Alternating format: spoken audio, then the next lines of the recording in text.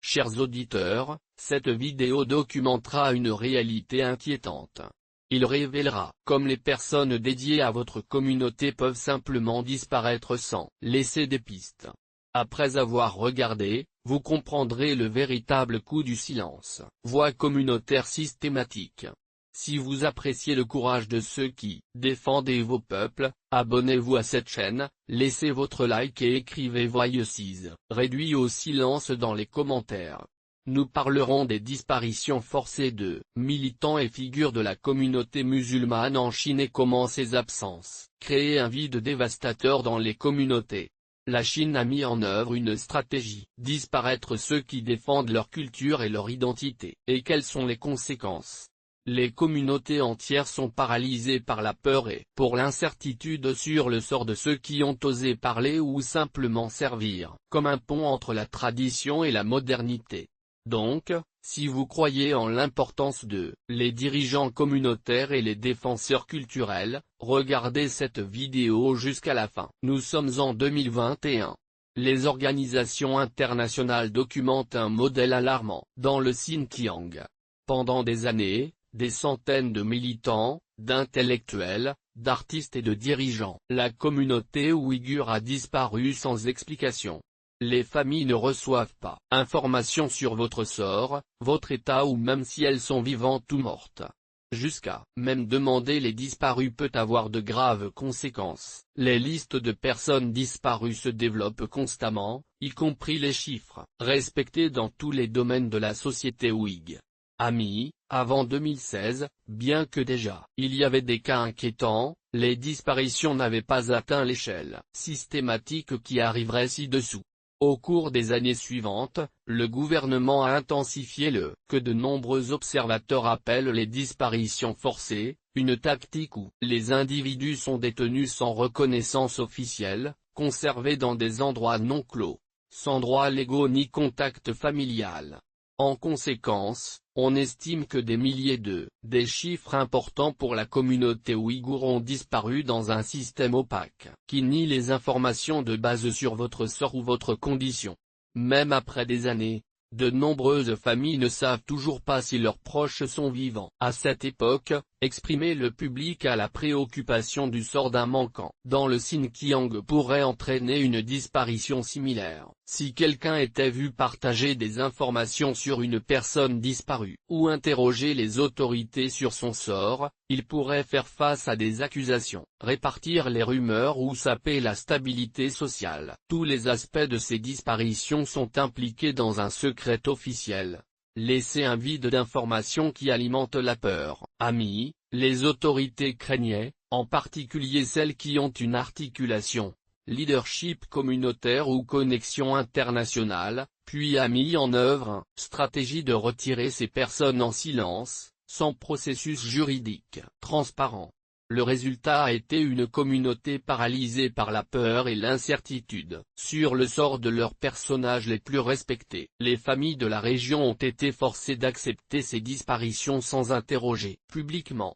Pour maximiser l'impact psychologique de ces actions, les autorités, souvent tenues des gens à des moments importants, pendant les vacances islamistes importants ou célébrations communautaires.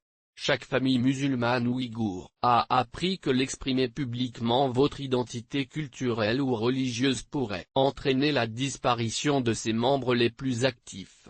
Alors tu comprends. Imaginez le traumatisme de ne pas savoir, pendant des années, si un être cher est vivant ou mort. Vous pourriez penser qu'après tant de disparitions, le désir de défendre l'identité culturelle et religieuse aurait été complètement éradiqué parmi les Ouïghours. Amis, nous voulons clarifier que la disparition systématique des dirigeants, la communauté représente un coup dévastateur pour toute société. Mais le souvenir des manquants est comme une flamme venteuse du vent, même quand il ne peut pas briller ouvertement, il continue de brûler dans des espaces protégés, conservés par ceux qui refusent d'oublier. Ceci est un témoignage de persistance de la mémoire collective face à l'effacement. Il y a des communautés de diaspora qui documentent méticuleusement chacune disparition, préservation des histoires, des photographies et des contributions de ceux qui disparus. Ces dossiers prouvent que même lorsque les gens sont physiquement enlevés, leur héritage et leur impact continuent de se répercuter par ceux qui refusaient de les laisser oublier. La Chine peut faire disparaître les corps physiques, mais ne peut pas effacer l'impact que ces gens avaient dans leur communauté et dans le monde. Il y a encore des membres de la famille qui manquent qui, même confrontés à des risques significativement et sans relâche, recherchent des informations sur leurs proches. Lors des réunions internationales des droits de l'homme, les représentants de l'Ouïghour, présentent souvent des photographies et des histoires de ceux qui ont disparu, refusant de leur permettre d'être oubliés.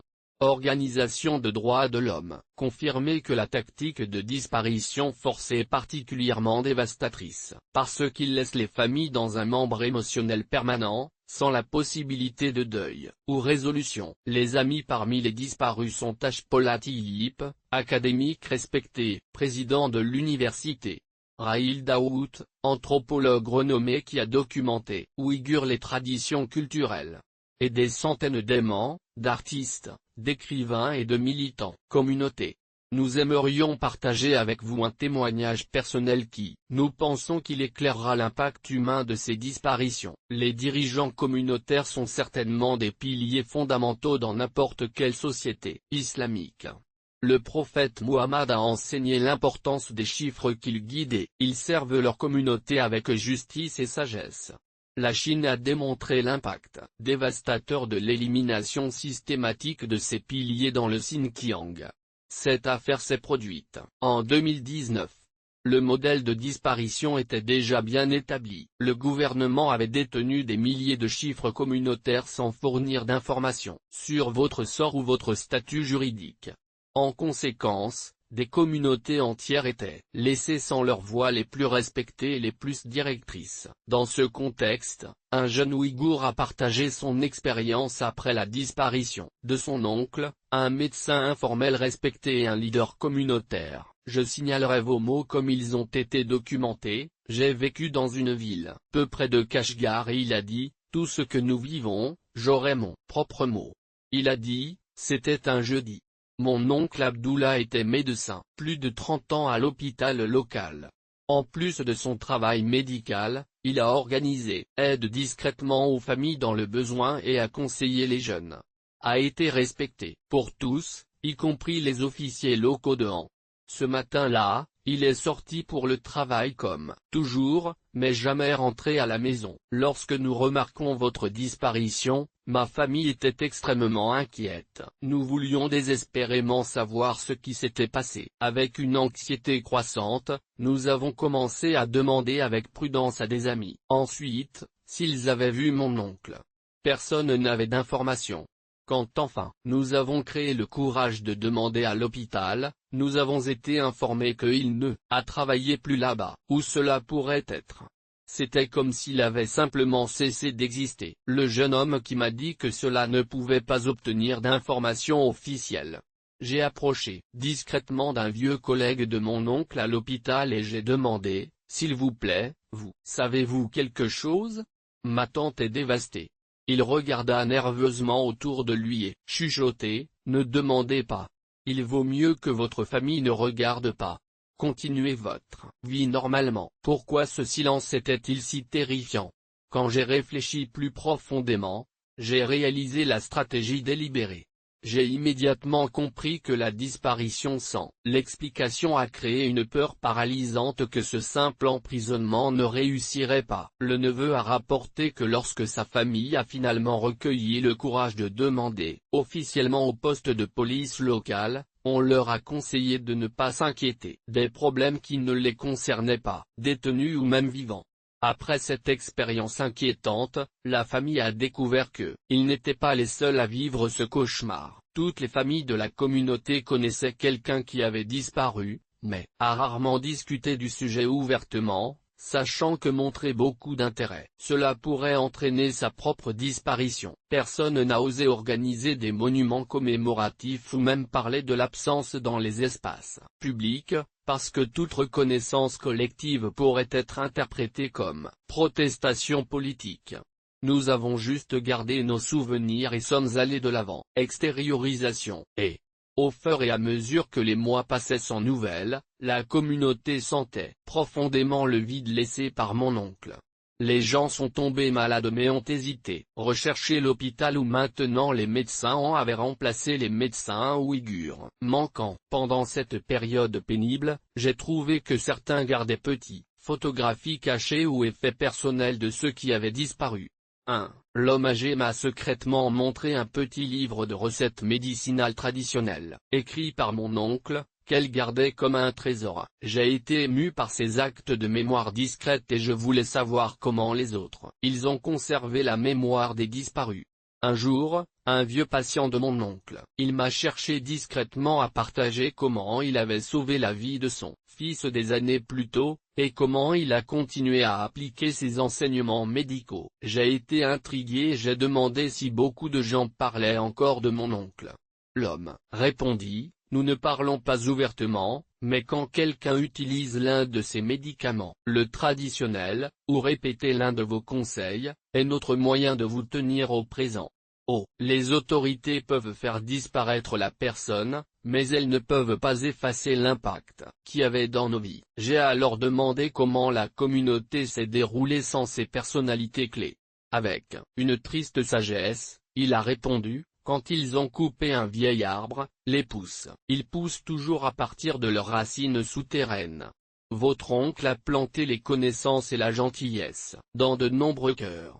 Cela continue de grandir, même s'il n'est pas là pour voir. Personne dans les autorités ne semblait comprendre que faire disparaître les gens n'éliminait pas votre héritage, dans certains cas, le renforce même dans la mémoire collective. La plupart des jeunes ont maintenant grandi sans les modèles communautaires qui auparavant auraient guidé leur développement et leur compréhension de leur identité culturelle. Lorsqu'un activiste disparaît, ces mots sont rappelés avec encore plus révérence. Lorsqu'un poète disparaît, ses versets sont mémorisés avec encore plus dévouement. Lorsqu'un chef de communauté est pris, ses enseignements deviennent toujours plus précieux. Les autorités ne comprennent pas que la création de martyrs, les mêmes martyrs, dont la chance reste inconnue, renforce souvent exactement les idées qui essaient de supprimer. Le neveu a ensuite partagé que 3 ans avaient passé, sans aucune nouvelle de votre oncle. La famille a continué à effectuer des prières privées pour lui, oscillant constamment entre l'espoir et le désespoir. Il a conclu son récit reflétant que la vraie terreur des disparitions forcées n'est pas seulement la perte de la personne, mais la suspension permanente entre hope et deuil, l'impossibilité de fermer et le silence forcé qui entoure cette absence. Ami, peut faire disparaître les gens physiquement, enlevant ceux de leur communauté sans explication ni processus juridique.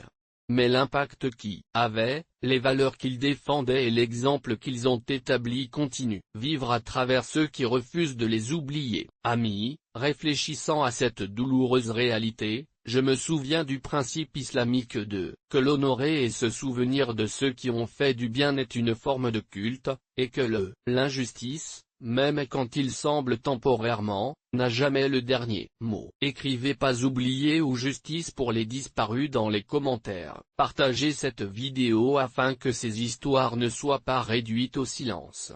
Nous reviendrons avec une nouvelle vidéo. Jusque-là, nous pouvons tous valoriser et protéger ceux qui consacrent leur vie à servir et à diriger leur communauté, se souvenant toujours de ceux qui ont été réduits au silence pour avoir défendu leur culture et identité.